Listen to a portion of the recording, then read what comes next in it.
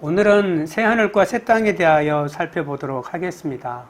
새하늘과 새 땅은 첫째로 처음 하늘과 처음 땅이 사라집니다. 1절입니다.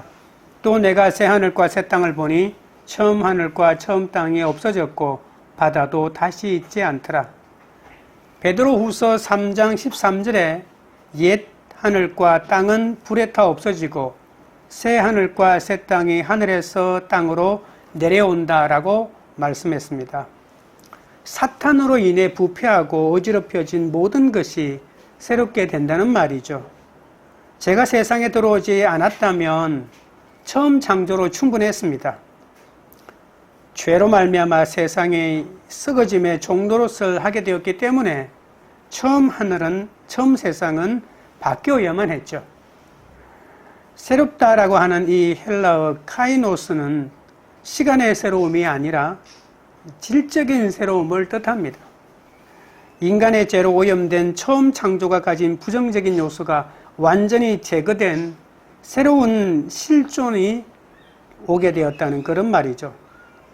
새 창조는 현 우주를 완전히 교체하여 그 근원에서 전혀 다른 존재를 만드는 것이 아니라 그 성격이나 본질에 있어서 철저한 변화를 겪은, 그러니까 현 세계와 비슷한 질서를 가진 물리적인 실제일 가능성이 많다는 겁니다.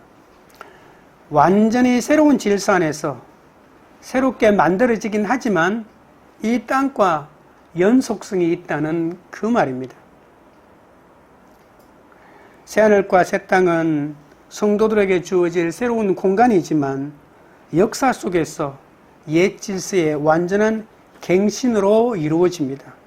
지금 우주와 다른 차원의 우주를 창조하시는 것이 아니라 완전히 새롭게 한다는 그런 의미라고 이해하셔야 할 겁니다. 그러니까 새하늘과 새 땅은 이 지구상에서 이루어진다고 보아야 하는 것이죠. 새하늘과 새 땅은 엄밀한 의미에서 예수님이 이 땅에 오심으로 시작되었습니다. 예수님이 십자가에서 피를 흘려주심으로 인류의 모든 죄를 대신 짊어지고 속죄 제물이 되지 않았습니까? 예수님의 부활로 모든 죄가 사라지고 누구든지 이 예수의 피를 믿기만 하면 옛 하늘과 옛 땅이 사라지고 새로운 하늘과 새로운 땅이 열리는 것을 경험하게 된다는 말입니다. 지금 우리는 아직도 처음 하늘, 처음 땅에서 살고 있지만 예수님이 재림하시면 이 모든 것이 완전히 완성되겠죠. 모든 인간의 내면에는 죄악이 잠재되어 있습니다. 하나님의 형상대로 지음받은 인간에게 죄가 들어왔다는 말이죠. 모두 하나님 영광에서 떨어지고 말았습니다. 본성을 따라서 죄를 낳고 또 죄악을 반복하며 살아갈 수밖에 없는 운명을 지닌 인간입니다. 인간은 환경 때문에 아니라 죄 때문에 온전한 삶을 누리지 못한 거죠. 내가 불행한 것은 돈이 없어서, 내가 불행한 것은 건강하지 못해서, 내가 불행한 것은 사람을 잘못 만나 또 결혼을 잘못해서가 아니라 내 속에 죄가 있기 때문에 그렇다는 겁니다. 죄로 오염된 세상에서 누구도 죽지 않고 경건하게 살 수는 없는 것이죠. 죄의 대가는 죽음이니까요. 그러니 온전한 새하늘과 새 땅은 어떤 것보다도 더 좋은 환경, 더 좋은 산소, 더 좋은 땅, 더 좋은 나무가 있는 곳에서 사는 것이 아니라 내 속에 완전히 죄가 정산되는 그런 단계를 말하는 거죠. 하나님이 새롭게 창조하고 또 새롭게 창조한다 할지라도 그 속에 죄악된 인간이 살고 있는 한 아무리 새로워도 그것은 새로운 창조가 될 수가 없는 것이죠. 그러니 지금 이 처음 하늘과 처음 땅에 살고 있다 할지라도 우리 인간의 내면 속에 있는 이 죄의 문제를 해결한다면 새 하늘과 새 땅을 경험하지 않을까 하는 거죠. 그런데 도대체 이 죄를 어떻게 청산할 수 있느냐는 겁니다. 내가 돌을 닦아서 죄를 없애지 못합니다. 죄는 용서받는 길밖에 없다. 그런데 죄를 회개하고 예수님의 은혜를 덧입으면 용서받을 수 있다는 것이죠. 내가 얼마나 부족한지 깨닫고 은혜를 구하라고 율법이라고 하는 것을 주지 않았습니까? 그런데 율법을 행하면서 나는 저 사람보다 오라, 나는 의로와 율법을 지키면 의인이 된다고 자기를 교만하는 교만의 도구로 삼았던 거죠. 열심히 성경을 읽어도 내가 죄인인 줄 모르고 난 하나님을 이미 알고 있어. 난 세상의 이치를 모두 통달했다고 교만하기만 하는 것이죠. 내가 죄인이고 아무것도 할 수 없는 존재인 것을 아는 것이 최고의 지식이라는 사실을 아셔야 합니다. 요한계시록에서 바다는 무엇일까요? 오늘 본문의 1절에 보시면 뒷부분에 바다도 다시 있지 않더라라고 했습니다. 바다는 요한계시록 13장에서 짐승이 나오는 악의 근원으로 설정되어 있죠. 그리고 성도들을 박해하는 모든 망국을 뜻하는 것이 바로 이 바다라고 볼 수가 있습니다. 세상 사람들은 바다에서 엄청난 부를 축적하고 있지 않습니까? 그러니 바다는 악이 나오고 그리고 그 악을 통해서 엄청난 쾌락을 누리는 세상 가치관의 최정점에 이른 것을 바다라고 본다고 볼 수가 있습니다. 하나님이 거하시는 하늘과 인간이 거하는 땅이 하나가 되고 그리고 하늘과 땅과 바다에 존재하던 모든 악이 사라지는 그 지경이 바로 새하늘과 새 땅이죠. 구원이 확실한 사람에게 세상은 더는 미혹하지 못합니다. 세상에 존재하는 모든 것이 나의 신앙을 훈련하는 도구가 되는 것이죠. 대단한 하늘과 대단한 땅과 대단한 바다를 부러워하지 말고 동경하지도 말고 그 대단한 모든 것들이 결국은 다 사라지고 없어진다고 하는 그들의 최종 운명을 알고 있다면 하늘을 가진 사람, 땅을 가진 사람, 바다를 가진 사람을 부러워하고 그들처럼 되기 위하여 애쓰지 않게 되지 않을까요? 결국은 사라지고 없어질 것들을 내가 그렇게 애쓰고 가지려고 했던가 라고 하는 후회가 우리의 인생의 마지막 지점에 남지 않겠습니까? 눈에 보이는 것이 다가 아닙니다. 눈에 보이는 것이 진리라고 믿으면 눈에 보이지 않는 진짜 진리를 놓치지 않겠습니까? 가장 멀리 보려면 어떻게 해야 합니까? 가장 높이 올라가야 한다고 합니다. 가장 잘 보려면 가장 밝은 빛이 있어야 된다고 생각합니다. 하지만 그렇지 않습니다. 제가 초등학교 때 시골에서 살았는데 가로등도 없었거든요. 밤이 되어 마당으로 나오면 그야말로 아무것도 보이지 않았습니다. 그때 동생이랑 평상에 누워 하늘을 쳐다보고 하늘을 가로지르는 인공위성을 찾곤 했는데 한 10분도 안 돼서 발견하게 됩니다. 지구로부터 200만 광년 떨어진 안드로메다 성단. 어떻게 밝은 대낮에 찾을 수가 있겠습니까? 어떻게 보름달이 떠져 있는 밤에 찾을 수가 있겠습니까?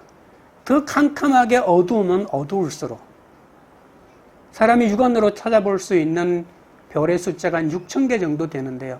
그러니까 6등승까지입니다. 근데 보름달에는 1등승, 2등승밖에 안 보입니다. 더 어둡고 더 캄캄해야 더 멀리 보고 제대로 볼 수가 있는 것 아니겠습니까?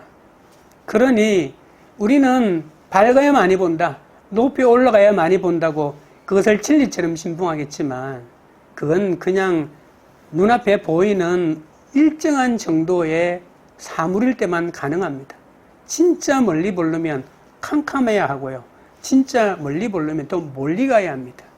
로맹 롤랑이라고 하는 프랑스 작가가 한 말이 저는 늘 기억에 남죠. 러시아 문학을 살펴보면 그 러시아 문학의 입구에 톨스토이라고 하는 대문화가 딱 버티고 서서 그 뒤에 있는 수많은 러시아 작가들이 아무도 안 보인다고 말했거든요. 그런데 한마디 더 붙입니다.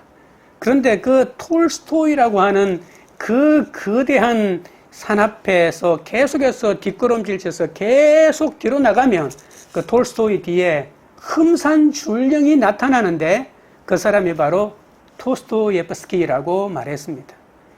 멀리 가십시오. 멀리 가면 진짜 배경 속에 무엇이 있는지 제대로 볼 수 있지 않겠습니까? 예수님은 죄인을 위해 죽으러 오셨습니다. 내가 변하지 않으면 언제나 옛사람의 가치관대로 살아갈 수밖에 없겠죠. 여러분, 죄인은 설득한다고 해서 의인이 되지 않습니다. 그냥 누군가가 그 죄인의 죗값을 짊어지고 죽어야 합니다.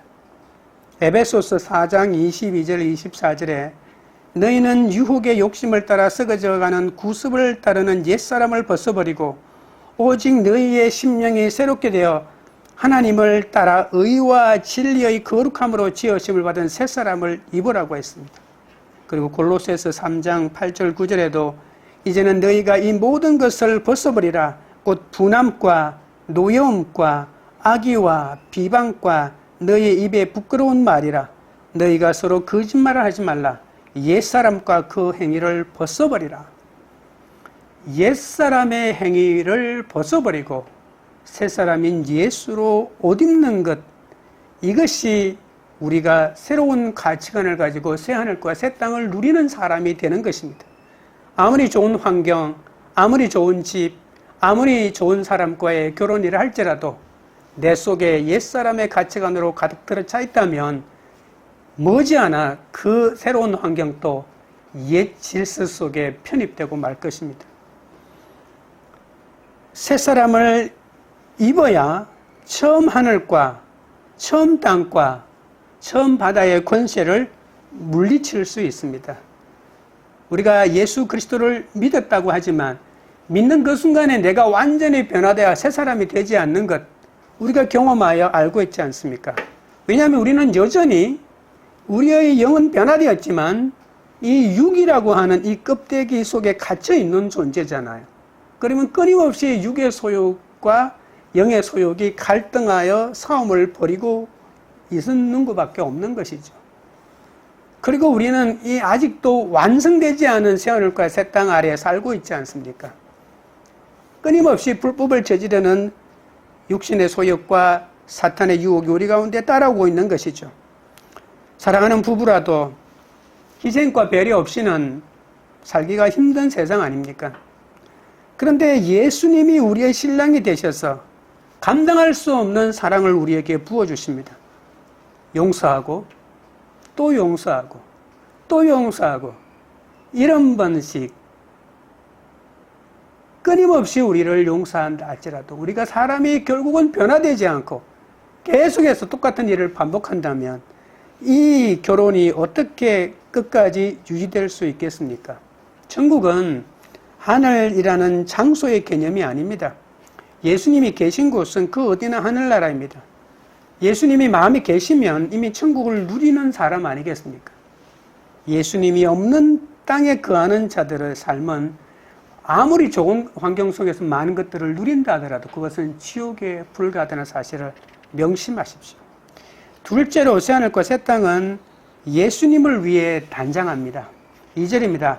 또 내가 보매 거룩한 성새 예루살렘이 하나님께로부터 하늘에서 내려오니 그 준비한 것이 신부가 남편을 위하여 단장한 것 같더라.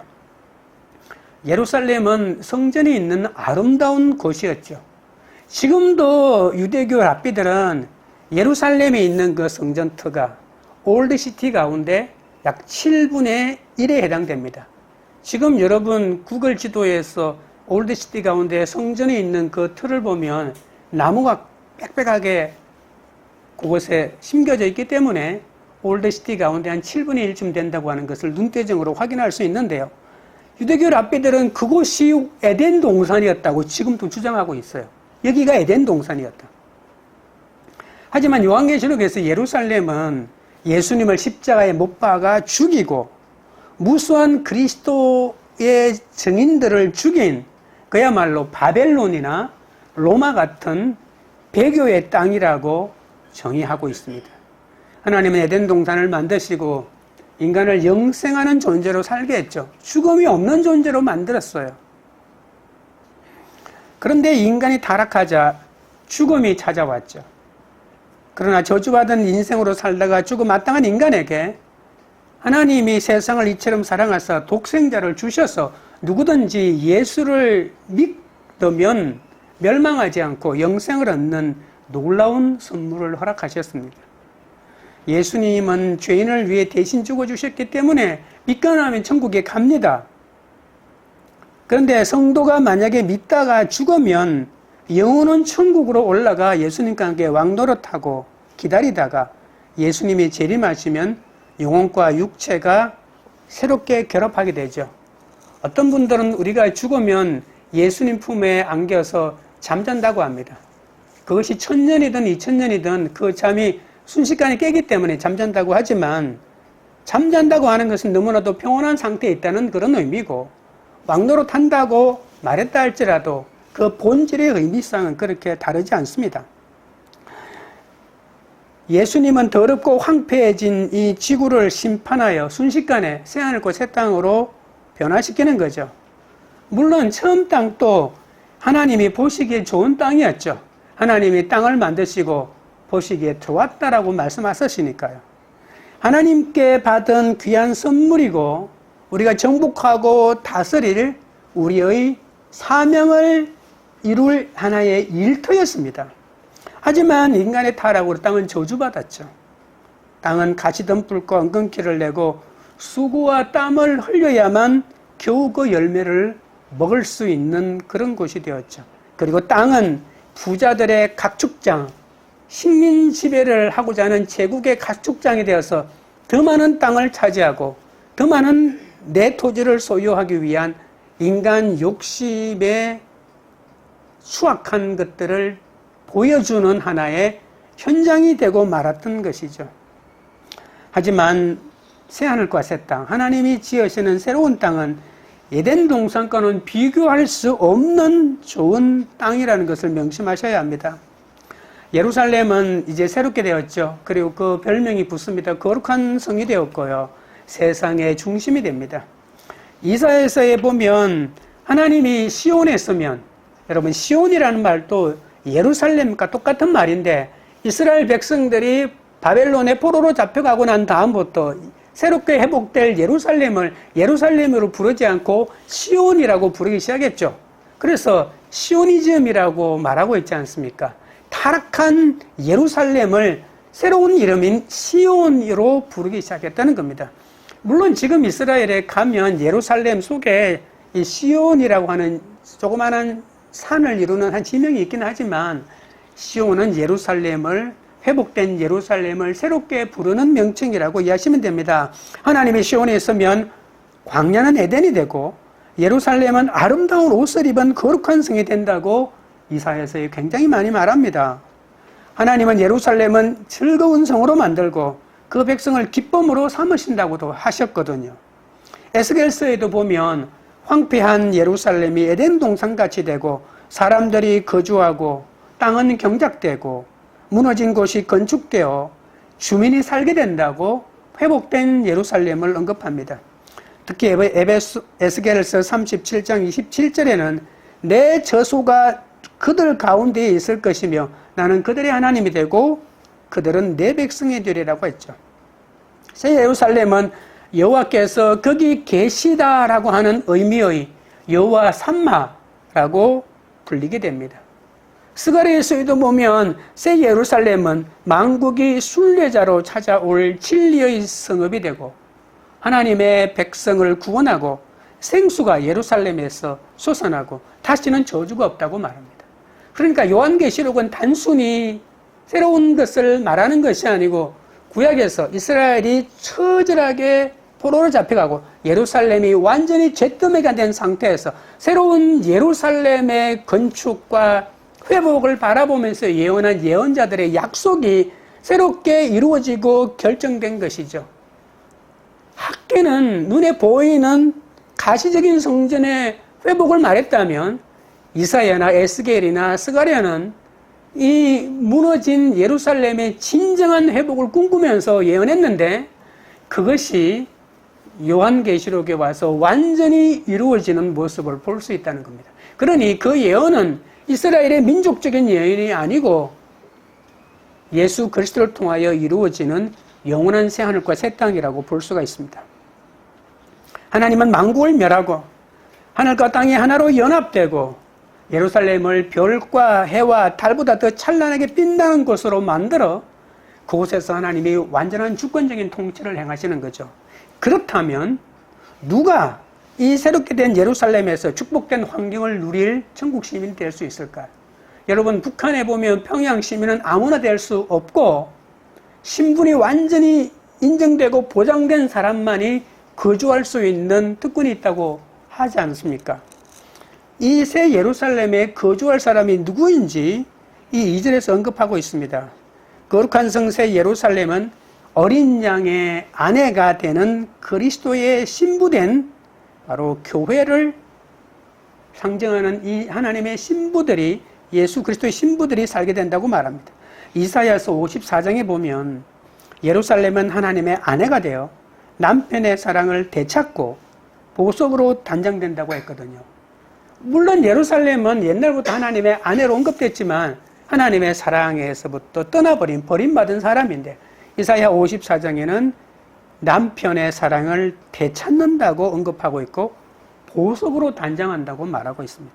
이사야 61장 10절에는 그가 구원의 옷을 내게 입히시며 공의의 겉옷을 내게 더하심이 신랑이 사모를 쓰며 신부가 자기 보석으로 단장함 같게 하셨습니다.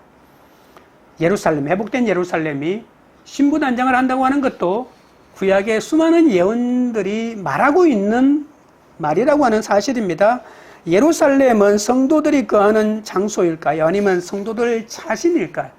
이 두 가지가 헷갈릴 수 있습니다.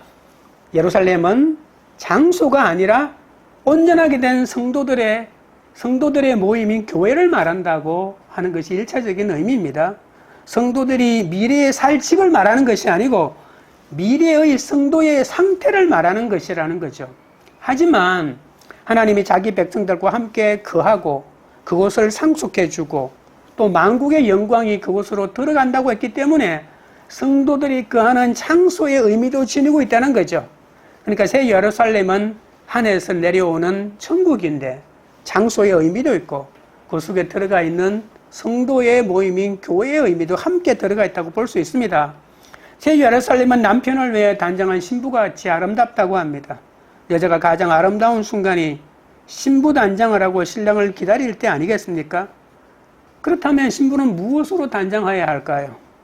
신부는 죄인으로 이 땅에서 하나님을 거부하고 예수님을 거부하고 죄를 짓고 살았지만 예수님이 그것을 용서하시고 자신의 신부로 우리를 불러주신 것이죠. 예수님 때문에 배려하고 섬기는 것, 이것이 최고의 단장 아니겠습니까? 베드로전서 3장 3절 4절에 보시면 너희의 단장은 머리를 꾸미고 금을 차고 아름다운 옷을 입는 외모로 하지 말고 오직 마음에 숨은 사람을 온유하고 안정한 심령에 섞지 아니할 것으로 하라. 이는 하나님 앞에 값진 것입니다. 우리가 궁금하게 생각하는 모든 것들이 성경 속에 이미 설명이 되어 있다는 것을 볼 수 있겠죠. 하늘의 계시가 와서 새로운 것들을 말하려고 한다 할지라도 이미 성경에서 정의하고 있는 것이 벗어나면 잘못된 것이겠죠. 그러니까 안정한 심령에 섞지 아니할 것이라고 하는 것은 정숙한 마음으로 속사람을 단정하라, 그런 의미입니다. 하나님이 값주고 피로 값주고 사신 교회에서 서로 화목하는 것이 주를 위한 최고의 단정 아니겠습니까? 그러한 속 마음에서부터 생기는 온유함과 겸손함과 남을 나보다 낮게 여기는 마음은 팽개치고 끝으로만 화려하게 치장하는 것은 결코 주님이 기뻐하시고 하느님 앞에 값진 단장이 아니다라고 말하고 있는 것이죠. 우리가 주 앞에서 아름답게 단장할 때 구원의 역사가 일어나는 거죠.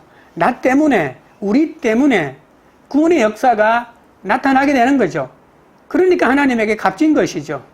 우리의 아름다운 모습을 아무리 치장한다 할지라도 하나님 우리의 마음을 보시는데 우리 속에 있는 더러움, 우리 속에 있는 깨끗하지 못한 것들이 하나님 앞에 명명백백하게 드러나는데 끝으로 아무리 예쁘게 한들 하나님의 마음을 살 수 있겠습니까?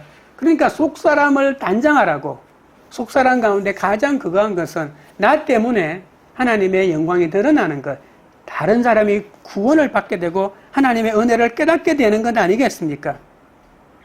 새 예루살렘 공동체는 하늘과 땅에 동시에 존재합니다. 지상에서는 전투하고 있는 교회로 나타나지만 동시에 하늘에서는 예수님 때문에 구속을 받아 하나님의 축복을 받고 있는 상태로 나타나겠죠. 전투하는 교회, 이미 승리하는 교회, 이것이 요한계시록에서 보여주고 있는 교회의 두 가지 단면이라고 하는 사실입니다. 두 가지 모습을 왜 보여주지? 이것이 계시록의 특징이에요.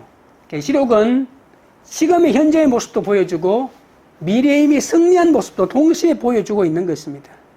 우리는 아직 온전하지 못한 세상 가운데 전투하면서 살고 있지 않습니까? 그러나 끊임없이 우리의 미래의 승리한 교회의 모습을 보여주면서 더 힘을 내고 우리는 이미 이겨놓은 승리의 싸움을 살고 있기 때문에 끝까지 사명을 완수하라고 우리에게 격려하고 있는 것이죠. 신부는 말씀으로 단장해야 합니다. 요한계시록 1장과 22장에 보면 요한계시록을 끊임없이 예언의 말씀이라고 말하고 있고 이 예언의 말씀을 읽고 듣고 지키는 자들이 복이 있다고 말하고 있습니다. 말씀이 없다면 하나님을 알 수 없을 뿐만이 아니고 내 죄를 깨닫지 못하겠죠. 내가 어떤 존재인지를 망각하게 됩니다. 내가 어떤 존재인지 망각하고 나와 하나님과 나와 예수님과의 관계를 잃어버리면 사명을 잃어버린 것이죠. 하나님의 말씀이 들리지 않는데 어떻게 새하늘과 새 땅을 볼 수 있겠습니까? 요한계시록의 예언의 말씀임을 끊임없이 강조하는 이유는 뭘까요? 예언의 핵심은 회개를 촉구하는 거죠. 이러이러한 일들이 일어날 건데 회개하라. 그렇지 않으면 심판이 임할 것이다. 요한계시록은 이 말씀을 읽고 회개하여 예수님께로 돌아오고 다시 전투력을 강화시켜서 영적 전쟁에 나서라고 촉구하고 있는 말씀 아니겠습니까? 짐승의 편은 받지 말고 우상하게 절하지 말고 너희의 목숨이 경각에 달렸다 할지라도 오직 예수가 그리스도임을 증언하는 증인의 사명을 끝까지 감당하라고 말하고 있지 않습니까? 그러니 날마다 말씀을 보고 말씀을 들으면 그때서야 세상의 가치관을 버리고 하나님 나라의 가치관을 가질 수 있게 됩니다. 날마다 이 말씀을 읽고 듣고 읽으면 보고 읽고 보고 들으면 육은 쇠하여져도 영은 더욱 강해질 것입니다. 교회는 하나님이 함께 하시는 영원한 공동체입니다. 교회에서 종말의 축복과 주님의 임재를 경험하게 되는 것이죠. 환경의 어떠함을 핑계하지 말고 오직 예수 그리스도의 신부로 단장해 나가시기 바랍니다. 셋째로 새하늘과 새 땅은 하나님이 우리와 함께 하십니다. 3절입니다. 내가 들으니 보호자에서 큰 음성이 나서 이르되 보라 하나님의 장막이 사람들과 함께 있음에 하나님이 그들과 함께 계시리니 그들은 하나님의 백성이 되고 하나님은 친히 그들과 함께 계셔서 레위기 26장 11절 12절에 내가 내 성막을 너희 중에 세우리니 나는 너희 중에 행하여 너희의 하나님이 되고 너희는 내 백성이 될 것이니라. 여러분 이상하죠? 요한계시록의 말씀 가운데 새로운 것은 없어요. 구약에 있는 조각조각들이 모자이크들이 큰 하나의 하나님의 시나리오 가운데에서 하나씩 하나씩 와서 다 이렇게 만들어지고 있고 블록이 채워져 가고 있는 것을 알 수 있겠죠. 하나님의 장막은 우리가 1차적으로 생각할 때 출애굽할 때 구름 기둥과 불 기둥으로 성막을 상징했던 히브리어로 그걸 세키나라고 이렇게 말합니다. 세키나는 하나님과 하나님의 백성의 끊임없는 교통을 말할 때 쓰는 표현이죠. 3절에 보면 하나님이 함께 하신다고 하는 말이 3번이나 나옵니다. 하나님 우리와 함께 하신다. 이걸 히브리어로 말하면 이마누엘이지 않습니까? 임은 with라고 하는 말이고요. 마누는 우리란 뜻이고 그리고 엘은 하나님이란 뜻이니까요. 말 그대로입니다.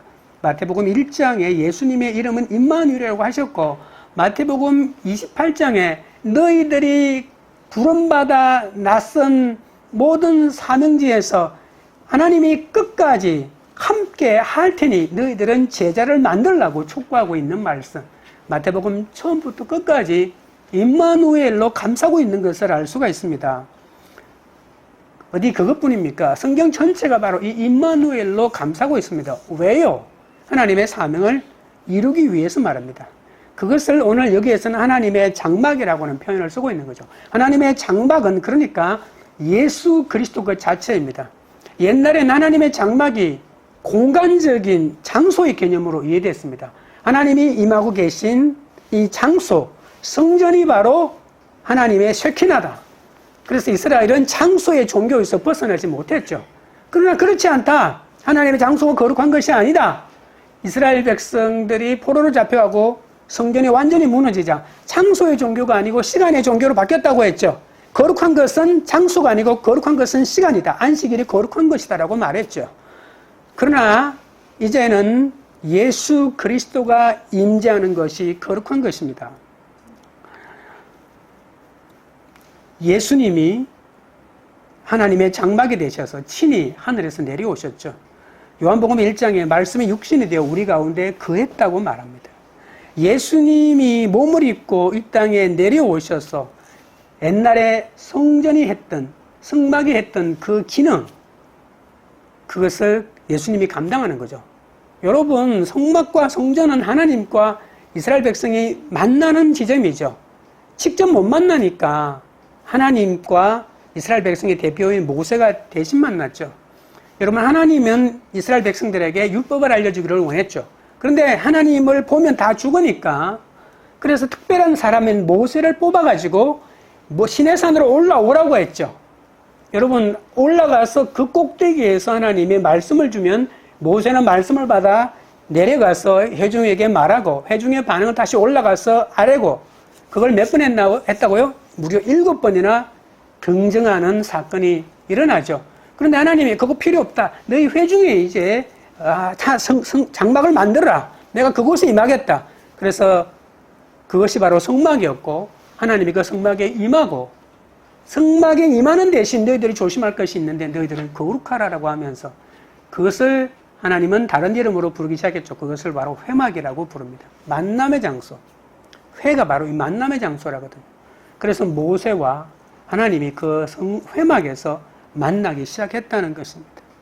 그런데 이제는 장소가 아니라 바로 예수 그리스도 자체가 완전한 성막이, 하나님의 성막이 되셔서 이 땅 가운데 내려오셔서 하나님과 이스라엘 백성을 소통시켰다라고 하는 사실이죠. 세상 모든 사람은 이 예수 그리스도를 믿으면 하나님의 백성이 됩니다. 인종이나 민족의 차별이 없습니다. 고린도후서 6장 16절에 우리는 살아계신 하나님의 성전이라 내가 그들 가운데 거하며 두루 행하여 나는 그들의 하나님이 되고 그들은 나의 백성이 되리라. 예수 그리스도를 믿으면 우리는 살아계신 하나님의 성전으로 화하게 되는 것이죠. 그곳에 하나님이 거하게 되는 것이죠. 예수님이 거하게 되는 것이죠. 직접 거하는 것이 아니라 바로 하나님의 거하심의 상징인 성령이 우리 속에 와서 내주하게 되는 것이죠. 우리는 천국에서 창조주이자 구원자이신 신랑 예수를 만날 것입니다. 예수님이 자신의 피로 값주고 우리를 구원해 주셨기 때문입니다. 우리는 아담이 만들어졌을 육체와는 비교될 수 없는 완벽한 육체로 새로워져서 예수 그리스도의 오른편에 앉아서 영원한 기쁨의 대화를 나누는 그런 존재가 될 것입니다. 4절입니다. 모든 눈물을 그 눈에서 닦아주시니 다시는 사망이 없고 애통하는 것이나 곡하는 것이나 아픈 것이 다시 있지 아니하리니 처음 것들이 다 지나갔습니다. 처음 땅은 타락한 인간이 사는 저주받은 곳이었습니다. 인간은 자기의 욕심을 채우기 위해 수많은 죄악을 저지르고 살아가고 있죠. 그래서 눈물과 애통이 넘쳐납니다. 예수님을 믿어도 여전히 눈물과 애통이 계속되고 사탄의 미혹으로 고통을 겪으며 살아가고 있습니다. 하지만 하나님이 성도들의 눈물을 닦아주십니다. 이사야서 25장 8절에 보면 사망을 영원히 멸하실 것이라 주 여호와께서 모든 얼굴에서 눈물을 씻기시며 자기 백성의 수치를 온 천하에서 제하시리라. 하나님이 씻겨주시는 눈물은 슬픔의 눈물이 아니고 고난과 희생의 눈물이겠죠. 타락의 결과인 처음 것들은 다 지나갔습니다. 우리를 사랑하시기 때문에 이 땅에서 겪는 모든 아픔과 질병을 치유해 주신다고 말씀하십니다. 예수님은 슬픔의 원천인 사망과 애통과 곡하는 것이나 아픈 것을 모조리 제거하셨습니다. 현재 삶에서 나타나는 많은 아픔과 상처는 여전히 우리 삶 속에 계속되고 있지만 이 모든 것이 지나가는 것이라는 사실을 명심하십시오. 천국에서 예수님의 위로를 받은 우리의 모든 아픔과 눈물이 사라지고 영원한 기쁨을 누리게 됩니다.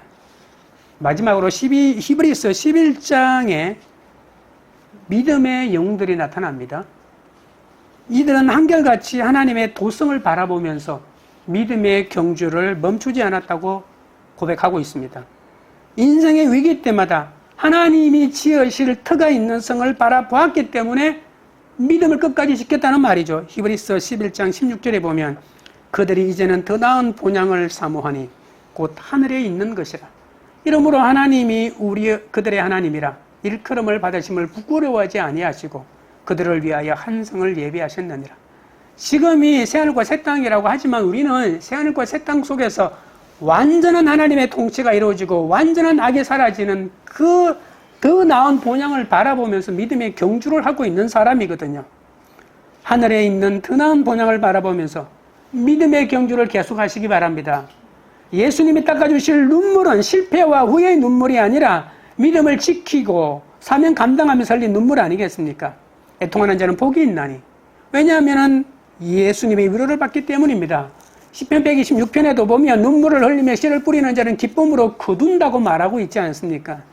믿음을 지키고 사명을 감당하는데 어찌 눈물 없이 가능하겠습니까? 한 사람과 한 남자와 여자가 만나서 사랑을 해도 눈물이 마를 날이 없는데 사명 감당하는데 어찌 눈물이 없겠습니까? No cross, no crown이라고 하는 영어 격언이 있지 않습니까?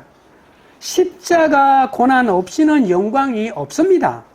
로마서 8장 18절에 생각하건대 현재의 고난은 장차 우리에게 나타날 영광과 비교할 수 없도다. 새하늘과 새 땅에는 사망과 애통과 곡하는 것과 아픈 것이 없는 완벽한 천국이지만 그곳에 갈 때까지 이곳에서 믿음의 행진을 계속하고 있는 우리의 눈에는 눈물이 마를 날이 없다는 것입니다. 그것이 성도의 인생입니다. 지금 눈물 흘리는 걸 안타까워하지 마시고 눈물을 흘리더라도 나중에 예수님의 놀라운 위로를 기억하시면서 끝까지 그 행진을 멈추지 말라는 겁니다. 요한계시록 7장 15절 17절에 이런 말씀이 있습니다. 그러므로 그들이 하나님의 보좌 앞에 있고 또 그의 성전에서 밤낮 하나님을 섬기매 보좌에 앉으시니가 그들 위에 장막을 치시니 그들이 다시는 추리지도 아니하며 목마르지도 아니하고 해나 아무 뜨거운 기운에 상하지도 아니하리니 이는 보좌 가운데에 계신 어린 양이 그들의 목자가 되사 생명수 샘으로 인도하시고 하나님께서 그들의 눈에서 모든 눈물을 씻어주실 것입니다. 요한계시록 마지막 21장만 이런 말씀을 한 것이 아니고 7장에도 우리는 이 땅에서 전투하면서 믿음의 행진을 계속해야 될 사람들이기 때문에 그 사람들에게 가장 필요한 것, 당장 돈으로, 당장 환경 변화로 내 근심이 사라지는 것이 아니라 마지막 저 하늘에 예수 그리스도께서 우리의 눈물을 씻어주시는 그 약속이 더 위대하고 더 큰 소망이 된다는 사실입니다. 사람이 우리의 소망이 아닙니다. 예수 그리스도가 우리의 소망입니다. 주님은 이 땅에서나 천국에서나 우리의 영원한 목자가 되셔서 우리를 안위하시고 우리를 인도해 주신다는 사실을 명심하시기 바랍니다. 말씀을 맺겠습니다. 새 하늘과 새 땅은 처음 하늘과 처음 땅이 사라진 상태입니다. 새 하늘과 새 땅은 예수님을 위해서 단장합니다. 성숙한 마음으로 속사람을 단장하며 날마다 말씀으로 주님께로 돌이켜야 합니다. 새 하늘과 새 땅은 하나님이 우리와 함께 하시는 곳입니다. 인생의 위기 때마다 하나님이 계획하시고 지으실 터가 있는 놀라운 우리의 본향을 바라보면서 마침내 천국에 입성하시는 여러분 되시길 주님의 이름으로 축원드립니다. 찬양 드리고 기도하겠습니다.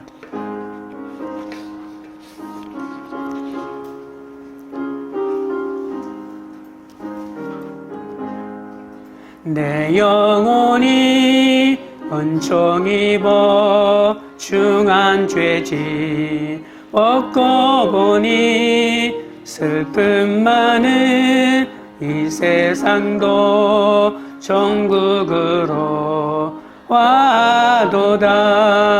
할렐루야 찬양하세. 내 모든 죄 사함받고 주 예수와 동행하니 그 어디나 하늘나라 주의 얼굴 뵙게 죽기 전에 멀리 배던 하늘나라 내 마음속에 이루어지니 날로 날로 가깝도다. 할렐루야 찬양하세. 내 모든 죄 사함 받고 주 예수와 동행하니 그 어디나 하늘나라 높은 산이 그친들이 조막이나 궁궐이나 내 주 예수 모신 곳이 그 어디나 하늘나라. 할렐루야 찬양하세. 내 모든 죄 사함 받고 주 예수와 동행하니 그 어디나 하늘나라. 기도하실 때 옛 하늘과 옛 땅에 속하여 사건마다 변명하는 옛 행위를 버리고 새 하늘과 새 땅에 거하며 내 죄를 용서하신 예수님의 은혜를 기억하게 해달라고 기도합니다. 머리를 꾸미고 아름다운 옷으로 외모만 치장하지 말고 말씀으로 심령을 단장하게 해달라고 기도합시다. 내 야망이 이루어지지 않아서 억울해서 울지 않고 내 죄 때문에 슬퍼하며 주님이 닦아주실 눈물이 있는 사명 감당하는 인생이 되게 해달라고 주여 3번 부른 다음에 기도하며 나가겠습니다. 주여 주여 주여. 옛 하늘과 옛 땅에 속하여 사건마다 변명하며 옛 행위를 버리지 못하고 있는 나를 아버지 하나님이여 용서하여 주시옵소서. 새 하늘과 새 땅에 거하기 원합니다. 아버지 하나님이여 내 죄를 용서하신 그 예수님의 은혜를 기억하며 살기 원하오니 주여 인도하여 주시옵소서. 머리를 꾸미고 아름다운 옷으로 외모만 치장하지 않게 하시고 말씀으로 심령을 단장하게 하여 주시옵기 간절히 바라옵나이다. 내 야망이 이루어지지 않아서 억울해서 울지 않고 돈이 없어 억울하지 않고 남이 알아주지 않아서 울지 않고 내 죄 때문에 슬퍼하며 사명을 이루지 못해서 슬퍼하며 구원받지 못하는 영혼을 불쌍히 여겨 눈물 흘리는 그런 인생을 살게 하여 주옵소서. 주님이 닦아주실 눈물이 있는 사명 감당하는 인생이 될 수 있도록 주여 인도하여 주시고 주여 붙잡아 주시옵소서. 하나님 아버지, 처음 하늘과 처음 땅이 다 없어지고 새 하늘과 새 땅이 임하게 된다고 하시니 고맙고 감사합니다. 하지만 저는 새 하늘과 새 땅에 예수님의 놀라운 통치를 누리지 못하고 아직도 옛사람에 사로잡혀 세상을 바라보면서 부러운 것도 많고 또 피해의식에 젖어들기도 하오니 불쌍히 여겨 주시옵소서. 우리의 가치관이 세상 나라에서 하나님 나라로 옮겨갈 수 있도록 인도하여 주옵소서. 새 하늘과 새 땅의 가치관을 가질 수 있도록 도와주시옵소서. 내 욕심만 채우려 하며 처음 하늘과 처음 땅과 멸망할 때 함께 멸망한다고 했습니다. 하나님 없이 행하는 모든 일은 내 욕망을 채우는 그뿐임을 깨닫게 하옵소서. 그렇게 대단한 하늘과 그렇게 놀라운 땅과 그렇게 부러움 받아도 결국은 사라진다는 사실을 명심하게 하시고 하나님이 인정하시는 믿음으로 살아가며 사명 감당하도록 우리를 붙들어 주시옵소서. 머리를 꾸미고 금을 차고 아름다운 옷을 입는 외모로 치장하지 않게 하시고 오직 마음에 숨은 사람을 온유하고 안정한 심령에 썩지 아니할 것으로 단정하도록 붙들어 주시옵소서. 말씀으로 날마다 나의 부족함을 보고 예수 그리스도를 전하는 증인의 삶을 살도록 도와주옵소서. 광교리들 교회가 믿음의 영웅들처럼 하나님의 도성을 바라보며 사명 감당하는 공동체가 되게 하옵소서. 언제나 우리와 함께 하시는 목자 되신 주님을 따라 우리도 열방을 구원하며 이 땅을 새롭게 만드는 교회의 사명을 감당하도록 역사하여 주시옵소서. 예수 그리스도 이름으로 기도드리옵나이다. 아멘.